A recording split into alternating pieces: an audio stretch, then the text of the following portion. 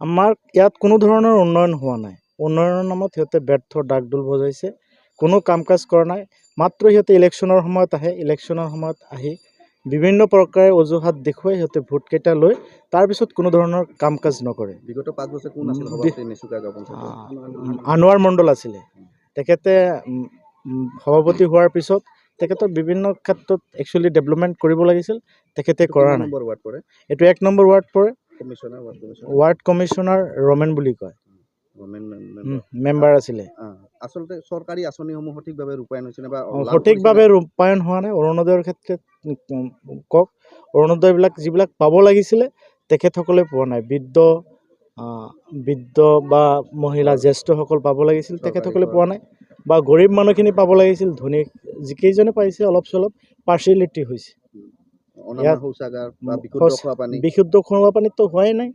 বিগত মাত্ৰ পাইপখিনি ইয়াত গাড়িছে, বাকীতো মানুহ এতিয়ালৈকে পানী নাই, কোনো পানী পোৱা নাই। পঞ্চায়তৰ ফালৰ পৰা আমাৰ গাঁৱত কোনো ধৰণৰ ডেভেলপমেণ্ট হোৱা নাই। পাৰ্চনেলি 2-4জনে আপোনাৰ বৃদ্ধ পেঞ্চন 2-4জনে পাইছে। প্ৰতিনিধিসকল আহে নে? প্ৰতিনিধি সভাপতিটো মোৰ দৃষ্টিত আজিৰ ডেটলৈকে বিগত 5 বছৰে মই পঞ্চায়তৰ সভাপতিজন আমাৰ গাঁৱত কেতিয়াও দেখা নাই, বা আমাকো কেতিয়াবা মাথা নাই। কৃষকসকলে কিবা আঁচনি লাভ কৰিছে নে? PM কিষাণ ৰেয়াৰ যিখিনি পাইছে নিজাববীয়াকৈ হয়তো এগ্ৰিকালচাৰ অফিচাৰৰ লগত যোগাযোগ কৰি সিহঁতে নিজাববীয়াকৈ পঞ্চায়তে কোনো সুবিধা দিয়া নাই।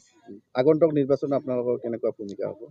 আগন্তুক নিৰ্বাচনত আমি ভাবিছোঁ যে যোনে হওক, যিহেতুকে এইবাৰ কোনো প্ৰতীক নাথাকিব, কোনো দল নাথাকিব, হয়তো যদি গাঁওবাসীয়ে ভাবে যে এই গাঁওখনৰ পৰা বিগত 50 বছৰে উন্নয়ন হোৱা নাই, যদি এইবাৰ ভাবে যে এজন ভাল মানুহক প্ৰতিনিধি বনাই গাঁৱৰ উন্নয়ন কৰিম, এলেকাৰ উন্নয়ন কৰিম, গাঁৱৰ মানুহখিনিয়ে কৰিব লাগিব।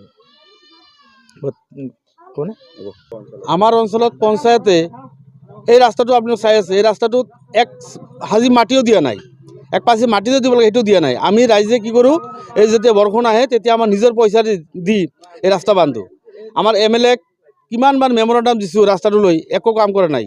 মাত্ৰ কৈ থাকে এই অহা ফেজত হ'ব, অহা ফেজত হ'ব। ফেজ কোৱাতে আমাৰ কাৰ্যকাল শেষ হৈ যায় আছে। আমাৰ জনপ্ৰতিনিধিৰ মাজত আমাৰ গাঁৱত এটা কাউন্সিলাৰ আছে, কাউন্সিলাৰৰ হাজেৰা খাতুন, আৰু আমাৰ পঞ্চায়ত প্ৰেচিডেণ্ট আছিল আনোৱাৰ মণ্ডল, সিও একো কাম নকৰলাক। আমাৰ মেম্বাৰটো জীৱনত অহাই নাই। তাৰমানে আমাৰ গাঁৱটোত একবাৰে অনুন্নত জেগা, ৰাস্তা দি এটা গাড়ীটো যাবই নোৱাৰে। কোনো এটা এম্বুলেঞ্চ আহিবলৈ হ'লে সেই আমাৰ চকত লৈ যাব লাগে। ৰাস্তাটো জৰাজীৰ্ণ অৱস্থাই চাই আছে আপোনালোকে। চৰকাৰী আঁচনিৰ মাজত চাওকচোন, এই বৰ্তমান যিটো আপোনাৰ এই অৰুণোদয় হৈ আছে, এই আমাৰ মানে BJPৰ 2-3জন মানুহক দিছে, এই চাই তাৰমানে টাউনৰ পৰা হেৰি লৈ আছে, মানে নাই সঠিকভাৱে ৰূপায়ণ হোৱা নাই।